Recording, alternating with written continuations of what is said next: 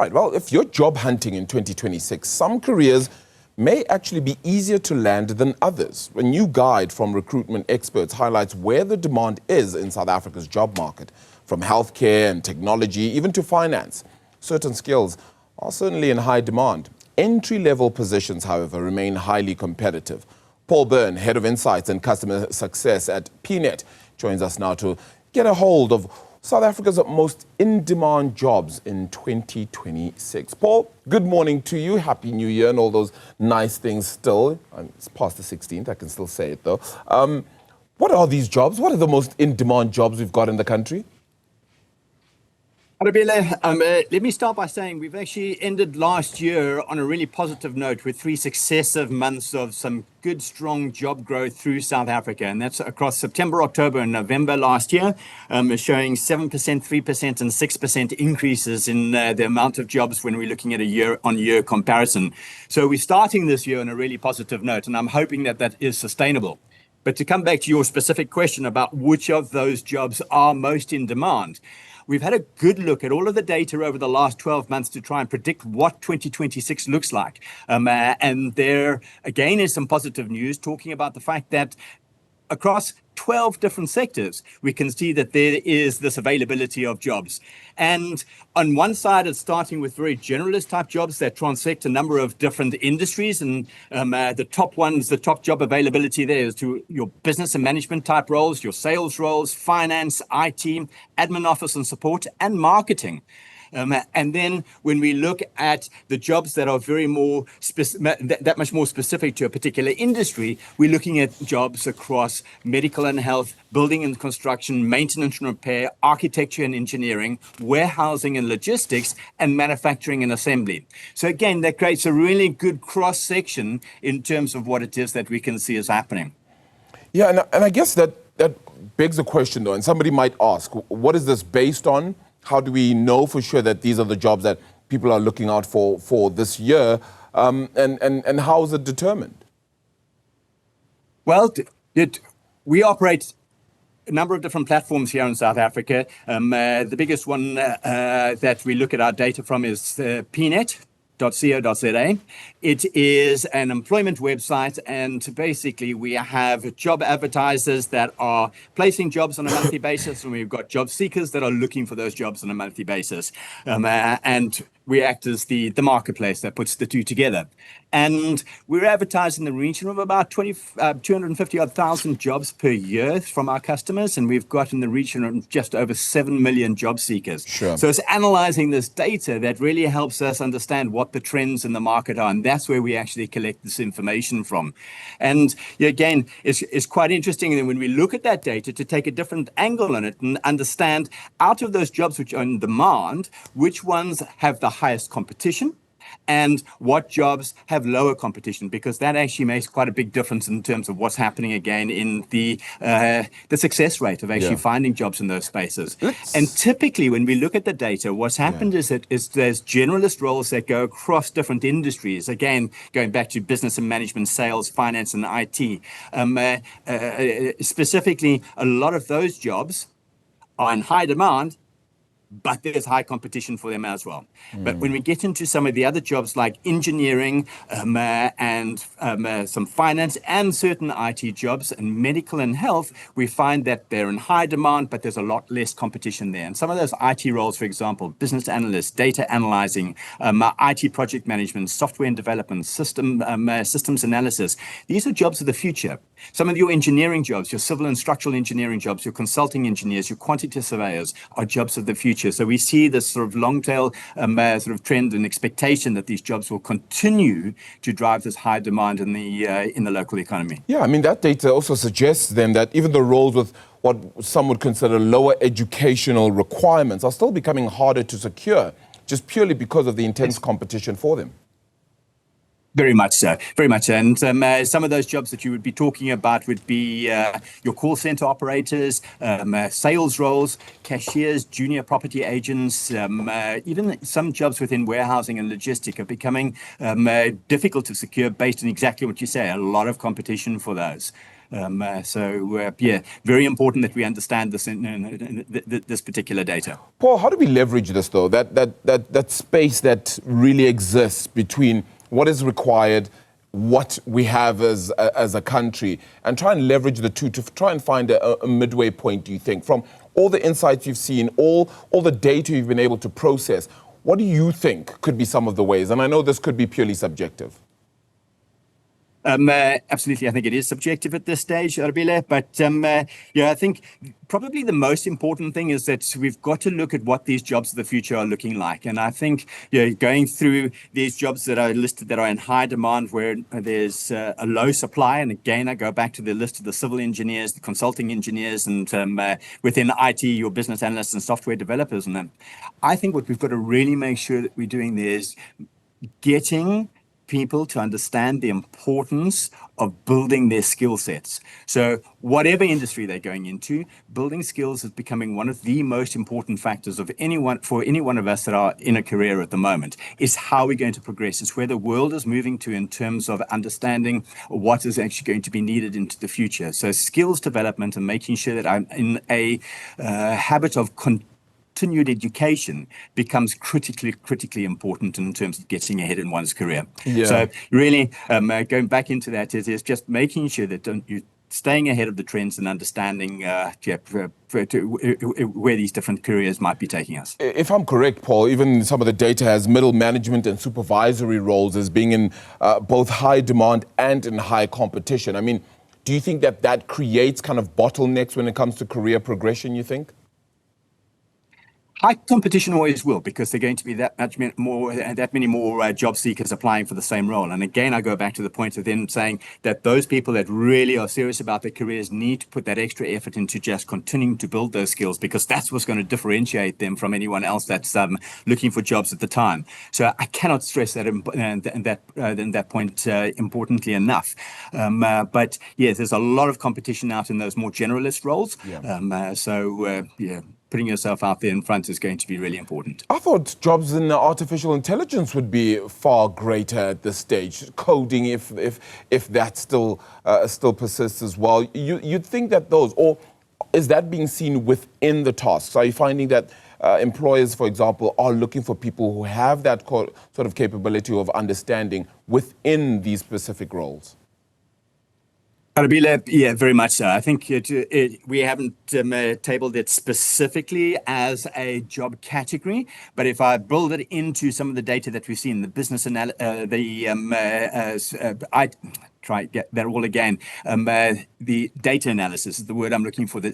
That's all built into that IT sector. Software developers with the skill around AI are highly sought after. Last year, we did a report and it showed that the growth over the last 3 years in terms of the demand for AI skills was about 388%. Now, that was split into two parts. One part was us adapting to how to utilize AI within the workspace. So like you and me utilizing AI in our daily jobs. And there was a significant growth in the demand for that type of skill set coming through. But on the other side, there was a substantial growth also in terms of just the numbers of companies that were looking for people that could actually go and develop their AI products. But again, that goes back to sort of your data engineering, your data analysts understanding the data and being able to then translate that into how they're going to form this artificial intelligence that comes out of that, and the machine learning that comes from that. So really what I'm saying is that the data is built into some of these jobs of the future around software developers and the data analysts, data warehouses, and so on. Paul, we've actually been running a poll across the show this morning. And we've been asking the audience that's watching just what are they doing to improve their job prospects in 2026, really linked to this conversation for the most in-demand jobs for this year. I'm sure you can actually see that their upskilling comes in at 58%. For all those that have been voting today, saying that that is what they'll be doing. They'll be upskilling more and then studying further. And maybe those two have, many linkages, but not many are willing to change careers, only 8%. What do you make of this data, for example? And I know it's a very small sample size, but I suppose it does share some sort of insight. I think Spot on, and I'm really pleased to see this in terms of upskilling coming in at 58%, because that plays specifically to the point that I'd made about the importance of the skills development. So that's really, really positive to see that, and I think everyone's recognizing that in an age where AI is threatening many of us in terms of the uncertainty of where we're actually going in our future careers, it's important that people are taking this seriously.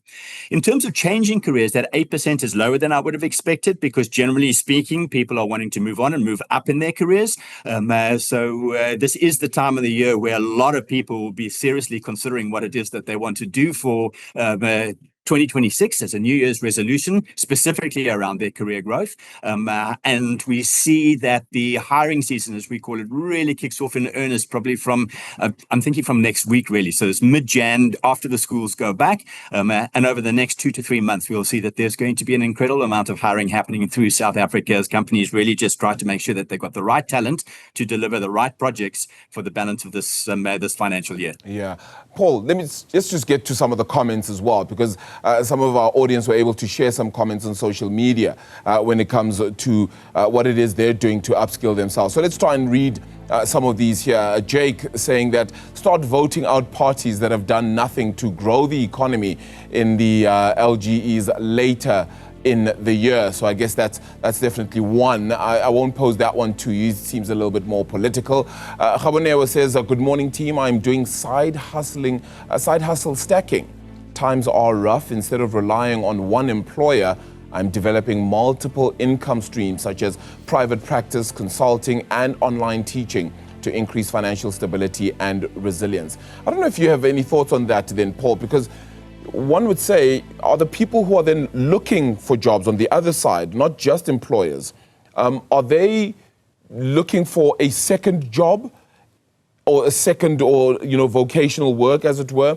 And are employers also willing to accept that too? It's a difficult question to answer looking at both ways that you've tabled it. But I think anecdotally, because we can't see this in our data specifically, but there is definitely a trend for people to want to be able to take on that side hustle. And indeed, I'm aware of many people that are starting to do that. And I think, that's part and parcel of the entrepreneurial nature of us as South Africans, and just recognizing that we want to, in actual fact, have something that we can call our own. To answer your second question in terms of how do employers feel about this, generally speaking, not really happy about it, because when an employer employs someone, they employ someone for the full 24 hours of what they're paying for, and that includes the ability to make sure that that person can rest and recover properly and well enough to be able to deliver what it is they need to be able to deliver at their primary job. So when someone's taking on some extra work and therefore sort of cutting into that rest and relaxation time, it can be problematic for some employers. It's one of those things that are out there for debate in terms of what works and what doesn't work for individuals. Yeah, just wondering, I think we might have just one more comment here as well, I think, if I'm not mistaken. We'll try and see if we do have that and we can get that to you. Just, I suppose, towards the end of this interview, it's also about understanding that these roles are in demand now. There's an ever-changing environment that you've seen, and perhaps you can share this, a few insights, if you will, over things that have changed, maybe over the last 2 years even, just to really show the basis of change and how much that happens, Paul. Yeah, Aramile, it's what we're really seeing is that, again, sort of a focus on the jobs of the future. So your IT jobs, the green economy, finance jobs, caregiving jobs with your doctors, your nurses, your pharmacists. These are all things we can see that are sustainable and definitely sort of picking up demand, and where we see job opportunities in the future coming through. We've definitely seen the decline in jobs that are repetitive in nature, where AI has been able to replace some of those jobs, and very definitely, just in terms of the changing times, things like the growth of e-commerce in South Africa, for example, has changed demand for cashiers, bank tellers are down, receptionist jobs are down, admin jobs are, funny enough, down on one side, and that's the more generalist administrator, but up on another side where we're getting very sort of specific jobs coming in for administrators. So administrators within the financial services sector and examples like that. So we are following the trends that we can see are happening across the world in terms of that change in our workplace. And we expect that then that change to continue over the next, certainly the foreseeable future. And I assume that we are accelerating in that change through until 2030 at the very least, and where we're going to just see more and more IT, more and more AI, and machine learning coming into place. What we've got to do as job seekers is make sure that we're adapting to these changes. And again, I go back to my point about upskilling and making sure that we are doing the right things right in terms of making sure that we are prepared for a change in our roles and understanding what those implications are going to be and how we can work with the change as opposed to trying to resist it. Paul Byrne, really appreciate it. Thank you so much. I think really interesting insights there on the job market as the year begins. And as you said, as hiring season gets into full flow as well. The Head of Insights and Customer Success at PNet, Paul Byrne, joining us for that one. Just to reiterate that poll here as well, Iman, when one takes a look at it, 58% people saying they're going to upskill. So I need to upskill myself this year. What should I do? What do you think? Yeah, well, you can't play cricket because you said that was the other thing that you wanted to. No, not that you can't play cricket. I mean, as a career now, I mean, that horse is bolted. But anything else that really scaffolds some of your existing talents might be an idea. For me, I'm pursuing my master's, as you know, going to the research year, so I'm really excited about that. And it's great to be in a phase where you're learning and reimagining your life. So continue out there and hopefully you meet the success and more importantly, the remuneration and self-satisfaction that you were aiming for, which we understand are the catalytic reasons why you would even think about this in the first place. All right, that said, I think someone who's closer to maybe having a career in cricket. Valen Kirtley with the final broadcast from the world of sport. Standing by.